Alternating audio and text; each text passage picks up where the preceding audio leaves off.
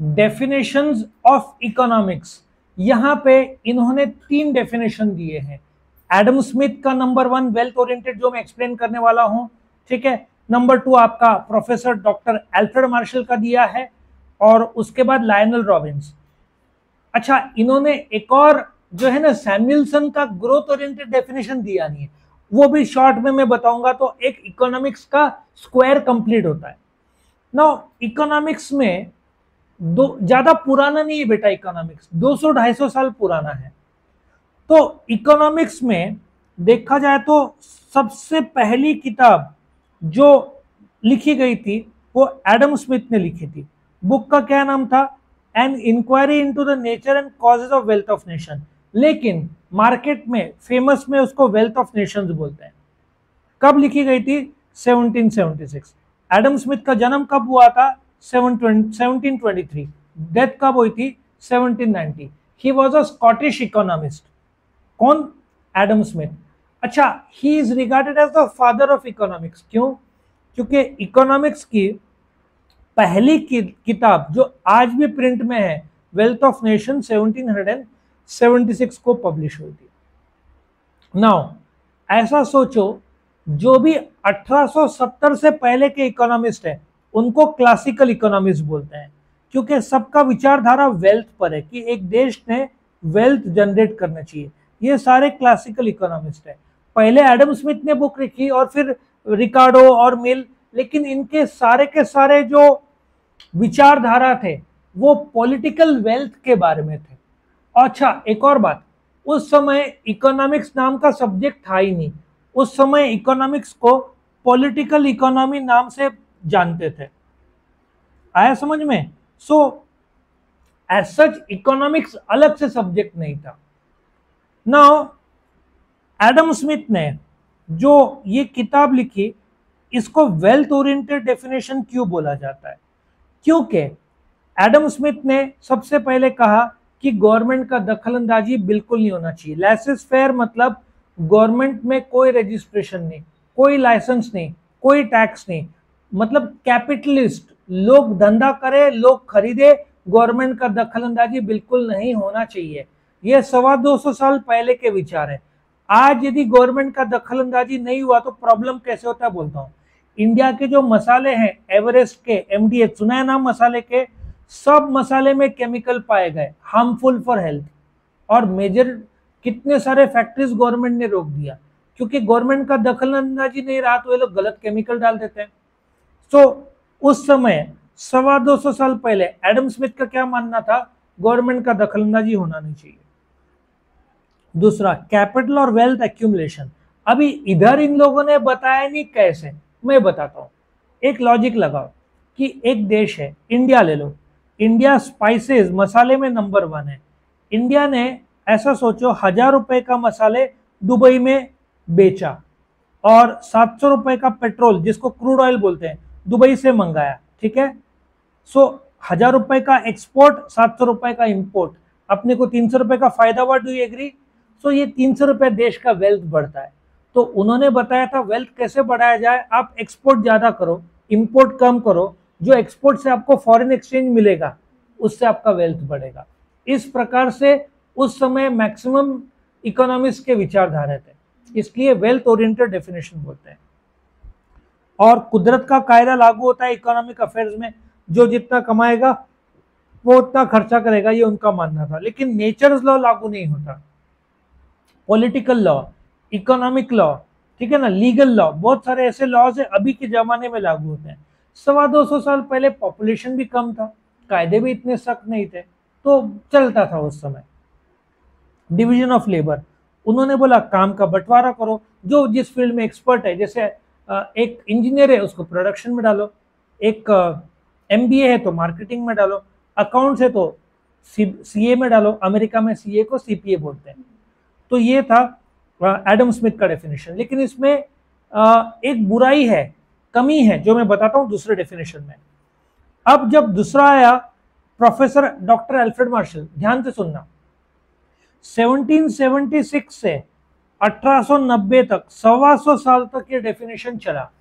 इस बीच काफी लोगों ने एडम स्मिथ के डेफिनेशन की बुराई किया बुरा ऐसे किया कि आप सिर्फ देश के संपत्ति की बात करते हैं, आप आदमी की बात नहीं करते, आप आदमी के वेलफेयर की बात नहीं करते।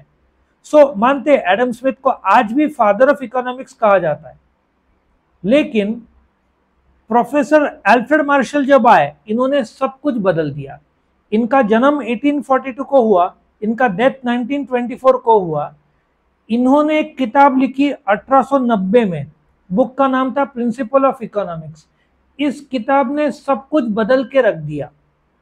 इस किताब ने इतना फेमस कर दिया इकोनॉमिक्स को, वो खुद I think London school of economics में ज्वाइन हुए, इकोनॉमिक्स का अलग से सब्जेक्ट के तौर पर सिखाना शुरू किया। उस समय इकोनॉमिक्स पॉलिटिकल इकोनॉमी का भाग से सिखाया जाता था, लेकिन एक चैप्टर हुआ करता था। इकोनॉमिक्स फुल फ्लेजेड एक फील्ड, एक सब्जेक्ट बन गया। अब नियो क्लासिकल क्यों बोला जाता है? 1870 से 1930 के इकोनॉमिक्स को नियो क्लासिकल, क्योंकि ये लोग वेल्थ से बाहर आ गए। 1870 के पहले सारे इकोनॉमिक्स वेल्थ की बात करते थे, इसलिए उनको क्लासिकल इकोनॉमिक्स कहा जाता था। 1870 से 1930 वाले जो इकोनॉमिस्ट है, ये लोग इकोनॉमिक्स एक आदमी की बात करते हैं। एक आदमी डिमांड करेगा, दुकानदार सप्लाई करेगा, फर्म माइक्रो लेवल पे। सो ये लोग माइक्रो लेवल पे थे, ये वेल्थ पे थे, इसलिए इनको वेल्थ ओरिएंटेड या क्लासिकल इकोनॉमिस्ट बोलते हैं। सो एल्फ्रेड मार्शल नियो क्लासिकल वाले इकोनॉमिस्ट है। अब इन्होंने जो डेफिनेशन दिया, इसके तहत इन्होंने मैनकाइंड की बात किया जो एडम स्मिथ ने नहीं कहा था। ऑर्डिनरी बिजनेस, दैनिक जीवन की बात किया जो उन्होंने नहीं कहा था। लोगों के मटेरियल और वेलबींग के बारे में कहा जो एडम स्मिथ ने नहीं कहा था। लेकिन एल्फ्रेड मार्शल ने एक खास डेफिनेशन में एक चीज बताई। उन्होंने सिक्के के दो पहलू दिए, ठीक है, कि इकोनॉमिक्स वेल्थ है, कॉइन का एक भाग इकोनॉमिक्स वेल्थ है, लेकिन दूसरा भाग वेलफेयर है। सो उनके डेफिनेशन को वेलफेयर ओरिएंटेड भी बोलते हैं, क्योंकि वेल्थ ओरिएंटेड तो एडम स्मिथ ने ऑलरेडी दे चुके थे। तो ये डेफिनेशन कौन सा माना जाएगा? Welfare oriented. तो इनके डेफिनेशन में खास बात क्या थी? नंबर 1, तुम आम आदमी की बात कर रहे हो, क्योंकि एडम स्मिथ ने देश की बात की थी, इंसान ऑर्डिनरी आम आदमी की बात नहीं की थी। दूसरा, आम आदमी का बिहेवियर की बात पहली बार किसने किया था? वो एल्फ्रेड मार्शल ने। बाकी जो भी क्लासिकल इकोनॉमिस्ट थे, एडम स्मिथ, रिकार्डो, मिल, ये लोग सब देश में संपत्ति, वेल्थ की ही बात करते थे। एल्फ्रेड मार्शल पहला इंसान था जिन्होंने ऑर्डिनरी मैन, उसका डिमांड, उसका बिहेवियर, प्राइस घटेगा तो क्वांटिटी बढ़ेगा, ये माइक्रो इकोनॉमिक्स बिल्ड किया। तो एल्फ्रेड मार्शल को फादर ऑफ माइक्रो इकोनॉमिक्स कहा जाता है। उनको दफनाया गया एसेंशियल पैरिश चर्च कैम्ब्रिज में। फिर मटेरियल वेलफेयर, एक आदमी ने कमाना चाहिए, और स्टडी ऑफ वेल्थ है। मतलब उन्होंने एडम स्मिथ के डेफिनेशन को काटा नहीं, लेकिन अपने खुद का वेलफेयर का डेफिनेशन जोड़ा साथ में।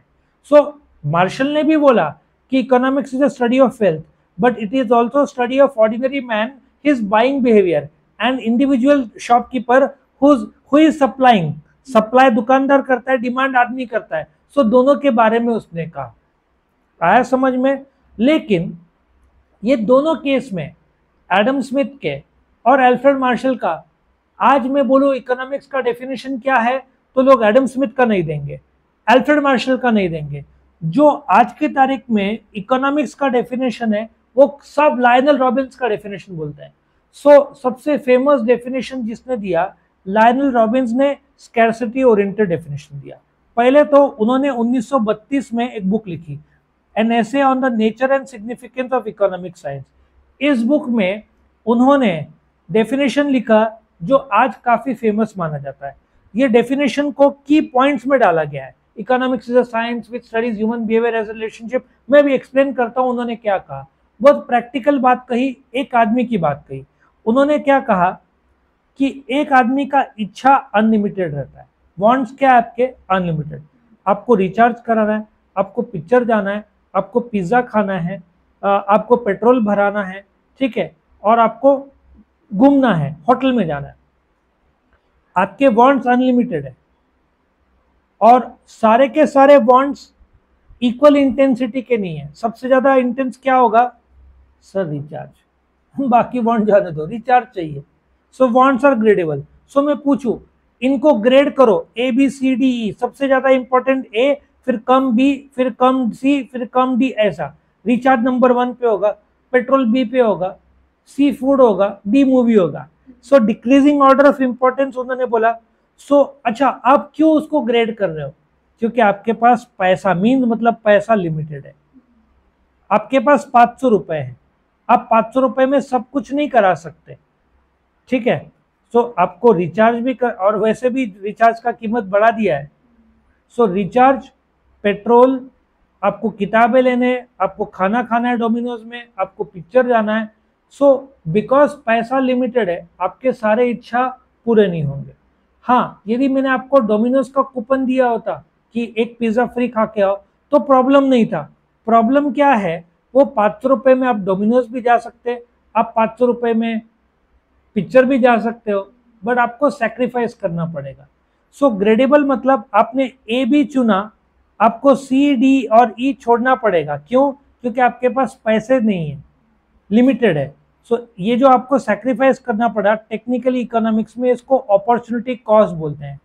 सो लायनल रॉबिन्स ने क्या कहा, आपके वांट्स अनलिमिटेड है, वांट्स ग्रेड, आपको ग्रेड करने पड़ते हैं, मोर अर्जेंट और लेस अर्जेंट का चॉइस करना पड़ता है, क्योंकि आपके पास पैसे लिमिटेड है, और वो पैसे सब जगह खर्चे हो सकते हैं, वो प्रॉब्लम है। यदि मैं बोला होता कि आपको 500 रुपया सिर्फ मूवी के लिए यूज होगा, बाकी जगह नहीं, तब तो प्रॉब्लम ही नहीं था। सो इकोनॉमिक्स में स्कैरसिटी ओरिएंटेड डेफिनेशन क्यों बोला गया है? आपके पास मीन्स, जो मीन्स कहा लायनल रॉबिन्स ने, उसको इकोनॉमिक्स में रिसोर्सेज भी बोलते हैं। वो पैसा, मेन तो पैसा है, आपका इच्छा मन में है, वो पूरा करने के लिए आपको पैसा लगेगा। ये अनलिमिटेड है, ये बढ़ते जाता है, लेकिन पैसा बढ़ते जाता नहीं है, पैसा लिमिटेड है। सो ये जो आपके मन में वांट्स है और ये जो पैसा है, ये लिमिटेड है और ये बहुत ज्यादा है। तो आप इसमें से ग्रेड करोगे, मोर इंपॉर्टेंट, लेस इंपॉर्टेंट, बाकी को छोड़ना पड़ेगा, वो होगा अपॉर्चुनिटी कॉस्ट। और आप डिसाइड करोगे कौन सा ज्यादा इंपॉर्टेंट है, कौन सा कम। आप ज्यादा इंपॉर्टेंट को पहले सेटिस्फाई करोगे, कम हो पाए तो ठीक है, नहीं तो वो अपॉर्चुनिटी कॉस्ट बन जाएगा। ये डेफिनेशन है लायनल रॉबिन्स का। और इकोनॉमिक्स का कभी भी डेफिनेशन आपको पूछा जाए, आप यही डेफिनेशन बोलेंगे, क्योंकि सबसे ज्यादा प्रैक्टिकल है। आपका फैमिली लो, आपका फैमिली का मंथली इनकम 10,000 है, आपको 10,000 में ही घर चलाना है।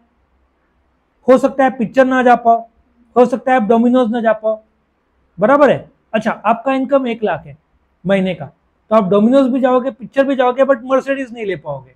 आपका इनकम 10 लाख है, तो आप मर्सिडीज ले पाओगे, लेकिन फरारी नहीं ले पाओगे। समझ में आ रहा है आपको? हर जगह पे आपके वांट है, और हर जगह पे इंडिविजुअल और फैमिली के केस में आपके वांट कम रह जाएंगे। तो यहाँ पे ये खत्म होता है, ठीक है।